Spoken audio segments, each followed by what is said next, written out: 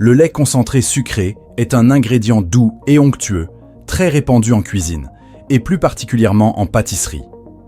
Il est obtenu en éliminant une partie de l'eau contenue dans le lait et en y ajoutant une importante quantité de sucre. Cette forte teneur en sucre ne contribue pas seulement à sa saveur, elle empêche également le développement des micro-organismes, servant ainsi de conservateur naturel. Introduit au Brésil au XIXe siècle, le lait concentré y est devenu populaire grâce à sa praticité, à une époque où la réfrigération était limitée. Aujourd'hui, le Brésil est le deuxième producteur mondial de ce dérivé lacté, fabriquant plus de 650 000 tonnes de lait concentré chaque année. Les Brésiliens ont créé de nombreuses pâtisseries emblématiques à base de cet ingrédient, comme le brigadeiro et le beijinho. On estime qu'il est présent dans 90% des foyers brésiliens, ce qui témoigne de sa popularité et de son importance dans la cuisine nationale. La consommation par habitant y est également significative, avec une moyenne de 6,4 kg de lait concentré consommé par an et par personne. Mais comment est-il fabriqué ? Dans cet épisode, nous allons découvrir le processus de fabrication fascinant de ce liquide épais, doux et crémeux, utilisé dans les desserts, les boissons et de nombreuses autres préparations culinaires, depuis la collecte du lait frais jusqu'à son conditionnement final.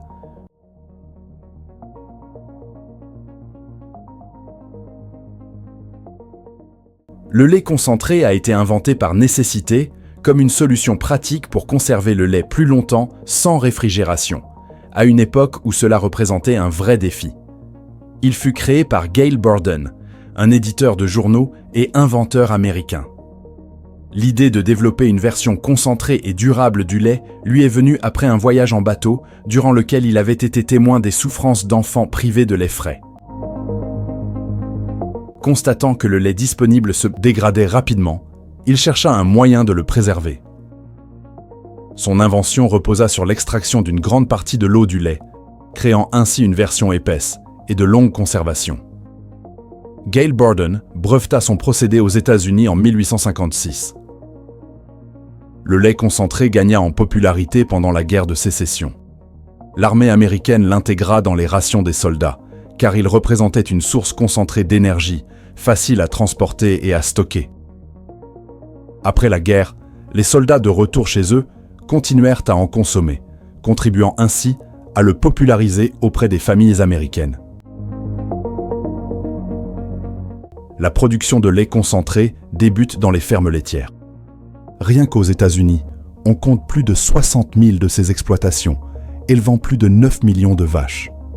Depuis des décennies, le processus de traite est fortement mécanisé et réalisé à l'aide d'équipements modernes pour maximiser l'efficacité et assurer le bien-être des animaux.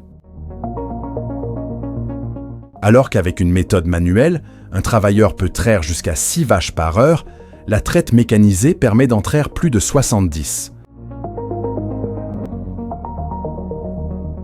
Dans les grands élevages, les vaches blés sont conduites vers des salles de traite ou des carrousels rotatifs. Les équipements sont nettoyés avant chaque utilisation pour éviter toute contamination et garantir la qualité du lait. Les pies des vaches sont hygiénisées avec des solutions spécifiques, généralement à base d'iode ou de chlore, pour éliminer les saletés et les bactéries potentielles. Des gobelets trayeurs, appelés faisceaux trayeurs, sont ensuite attachés au trayon. La machine génère une aspiration contrôlée qui imite l'action de la tétée. Des capteurs contrôlent le débit du lait. Lorsque celui-ci diminue, indiquant que la vache a été totalement traite, la machine s'arrête automatiquement pour éviter tout inconfort à l'animal.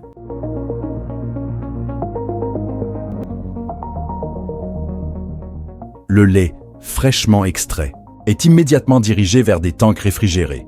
Ces cuves maintiennent le lait à une température comprise entre 2 et 4 degrés, empêchant la prolifération bactérienne et préservant sa qualité jusqu'au transport. Des entreprises spécialisées ou les usines elles-mêmes envoient des camions citernes isothermes, capables de maintenir la chaîne du froid pendant tout le trajet. Avant le chargement, des échantillons de lait peuvent être testés à la ferme pour vérifier des paramètres de base comme l'acidité, l'odeur et l'apparence.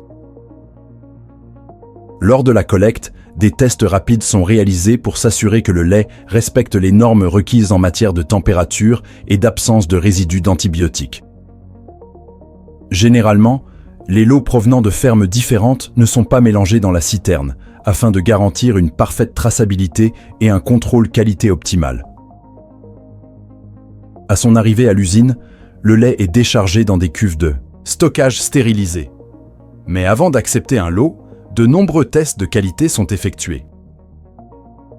Ils vérifient notamment l'absence d'additifs non autorisés, comme de l'eau ou des produits chimiques, la présence éventuelle d'antibiotiques, de pesticides ou d'autres contaminants, et analysent les niveaux de micro-organismes pathogènes qui pourraient compromettre la sécurité du produit. Si tout est conforme, le camion est connecté au système de réception de l'usine à l'aide de tuyaux stériles, permettant le transfert du lait cru directement vers d'immenses réservoirs réfrigérés. De grandes usines, comme celle de Nestlé en Californie, possèdent des capacités de stockage pouvant atteindre 2,8 millions de litres de lait, suffisant pour produire plus de 20 millions de boîtes de lait concentré.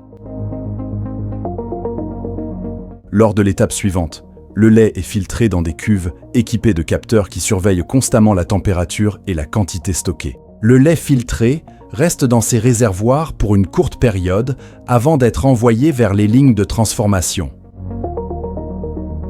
Comme il est encore cru et riche en matières grasses, il est ensuite traité dans des séparateurs centrifuges pour en standardiser la teneur. Le lait est placé dans un tambour qui tourne à très haute vitesse.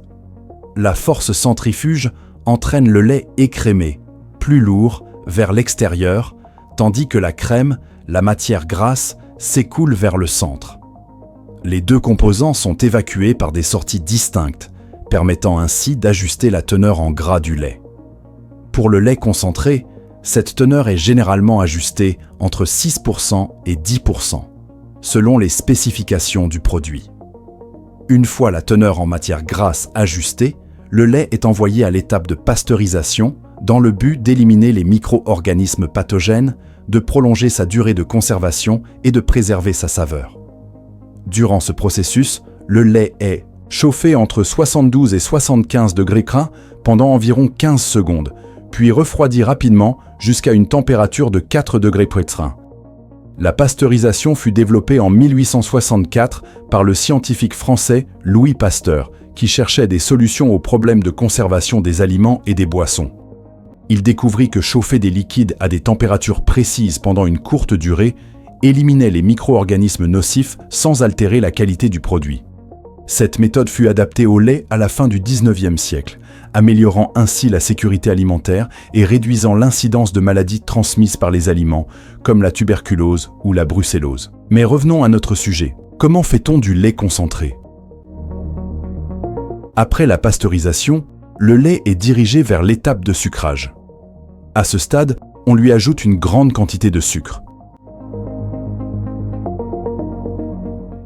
La quantité ajoutée est généralement d'environ 45% du poids total du lait.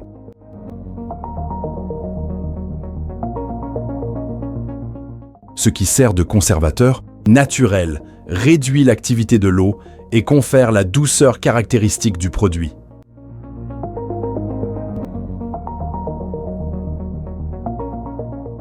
Le lait sucré est ensuite soumis au processus d'évaporation dans des équipements appelés évaporateurs sous vide. Dans ces évaporateurs, la pression réduite permet d'éliminer l'eau à des températures plus basses, entre 40 et 70 degrés Fahrenheit, préservant ainsi les nutriments et la saveur.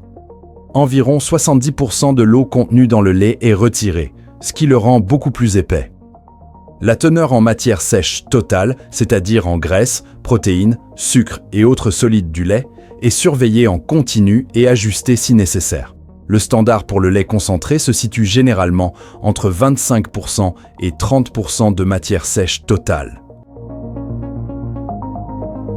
Le lait concentré passe ensuite par un refroidissement rapide jusqu'à environ 30 degrés Celsius pour empêcher la croissance microbienne et préparer le produit au conditionnement. Durant cette phase, on procède à une recristallisation où de minuscules cristaux de sucre sont induits pour garantir une texture lisse et uniforme. Ce processus évite la formation de grumeaux ou d'agglomérats de sucre. Enfin, le lait concentré refroidi est prêt à être conditionné et transféré vers des cuves stériles. Un échantillon est prélevé et envoyé au laboratoire pour y subir des tests de qualité, vérifiant sa texture et sa saveur. Dans la zone de conditionnement, les boîtes métalliques subissent un processus de stérilisation par la chaleur, la vapeur ou les UV afin d'éliminer tout micro-organisme. Le lait concentré est ensuite pompé depuis les cuves de stockage finales vers les lignes de remplissage, via des canalisations également stérilisées. Des machines de conditionnement remplissent les emballages avec la quantité exacte de lait concentré, généralement programmée pour des volumes spécifiques comme 400 grammes ou 1 kg. Ce processus est rapide, automatisé et garantit une précision totale, une hygiène irréprochable et une réduction des pertes. Après le remplissage, les emballages sont scellés de manière hermétique pour éviter tout contact avec l'environnement extérieur, les protégeant ainsi des contaminations. Dans le cas des boîtes métalliques, la fermeture est réalisée avec un joint étanche à l'air. Chaque emballage reçoit ensuite les informations légales, date de fabrication, date de péremption et numéro de lot.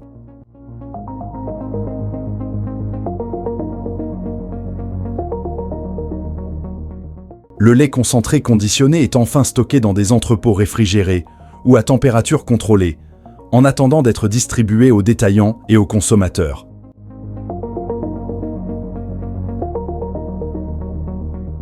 C'est ainsi que sont produites chaque année des milliards de boîtes de lait concentré à travers le monde. Si vous avez apprécié cette vidéo, n'hésitez pas à laisser un like et à la partager.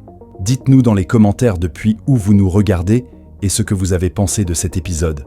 Pour ne rien manquer de nos prochains contenus, pensez à vous abonner et à activer la cloche des notifications. Merci de m'avoir suivi jusqu'au bout. Que Dieu vous bénisse, vous et votre foyer, et portez-vous bien.